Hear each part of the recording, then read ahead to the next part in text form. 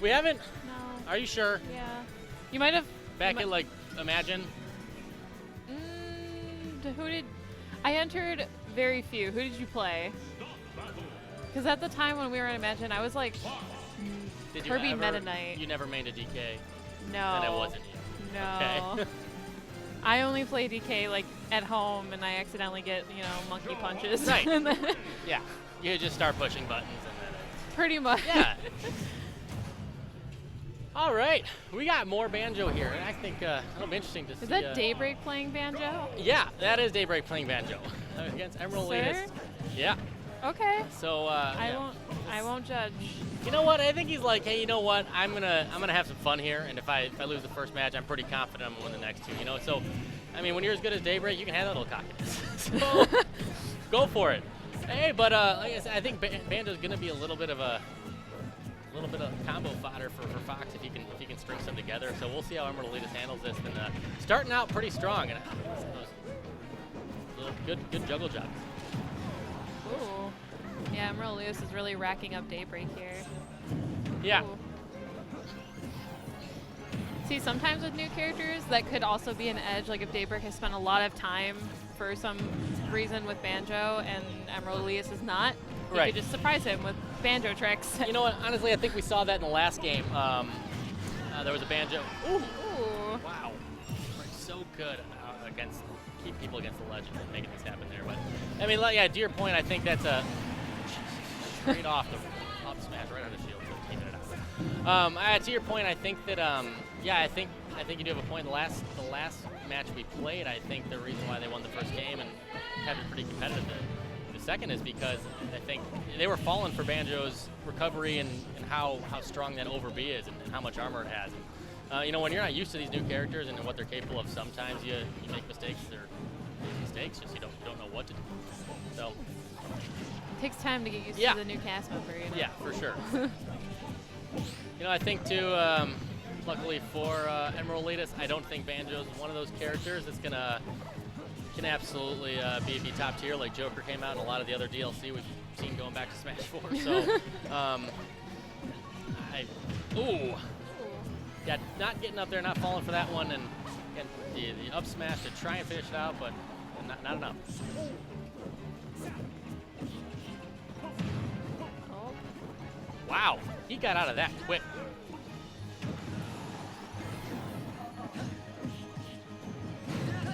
Yeah, Daybreak's not going to fall for that one. Grabs him, back throw, spin around, and now he's up his stock. And this is where you got to really make sure you. Yeah, you don't want to fall down any more than this if you're Emerald Elitist. You can't let Daybreak hang around those high stocks, or those high percentages. Right now, Daybreak's keeping a pretty good lead. He's already racked up Emerald Elitist to 77%. Oh. Absolutely, and yeah, that'll do it. So I mean, if you're Emerald Elitist, you're not feeling so great, but you're also not feeling terrible either against anyone as good as Daybreak. When you take him to the last stock and you have a shot here, you're going to try and take advantage of it. And, and the accidental fast fall under the stage is going to finish it out for him. That's unfortunate. So,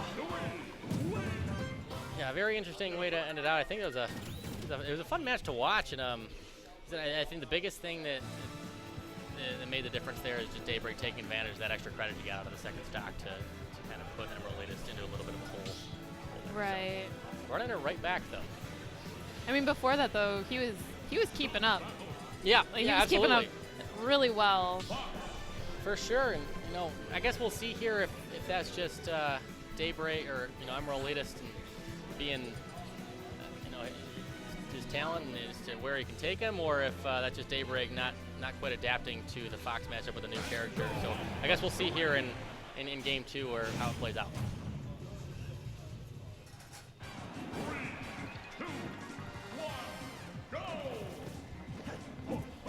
I have not even thought about Banjo and Kazooie since they said they were going to release this character, but now it's making me want to get my Nintendo 64 back out and find some puzzle pieces.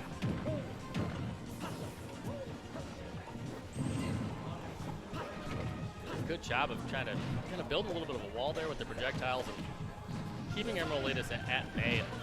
I think that's his biggest thing is just kind of keeping Fox away. not letting him get close because he's gonna be comboed if he lets him get there. Oh no. Oh! Wow. It's so hard to respect that move for what it should be because no other move in this game feels like you need to do that. No other move feels like, hey, I need to shield for 93 frames because this is going to absolutely murder me no matter what I do. No sense in trying to punch him in the face while he's charging it up because it has armor all the time.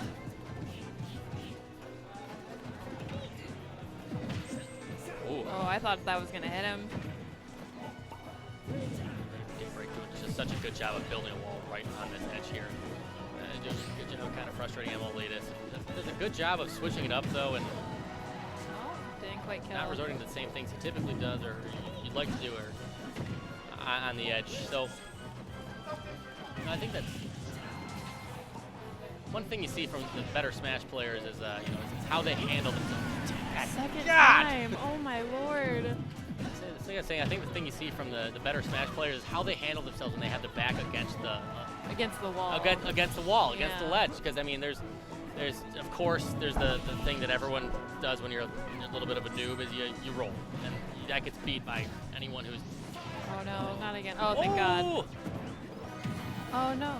But even that, I think there's a few things people will get in habits of, and the better players will learn to read or they'll adapt and keep switching it up, which I think Elitist has done a good job of doing, but Daybreak just so good at covering all the options when he's there. It seems like he's caught onto the whole side B trick though. Yeah, and he's going to need to do that, and he's going to have to get this stock pretty quickly if he has a shot. King bird shield poke in there. Oh no.